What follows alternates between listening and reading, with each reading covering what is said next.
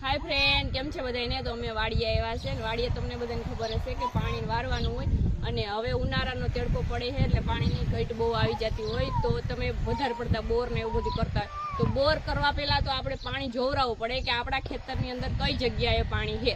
તો એના માટે છે ને પોરબંદર જિલ્લાનું એક નાનું એવું ગામ છે આપણે હનુમાનગઢ કરીને અને અહીંયા માલદેભાઈ વડોદરા કરીને છે. એ છે ને પાણી જોઈએ છે અને હારામાં સારું પાણી આવે છે. તો કદાચને નહીં જોયું હોય તો હું તમને એનો વિડીયો બતાવી.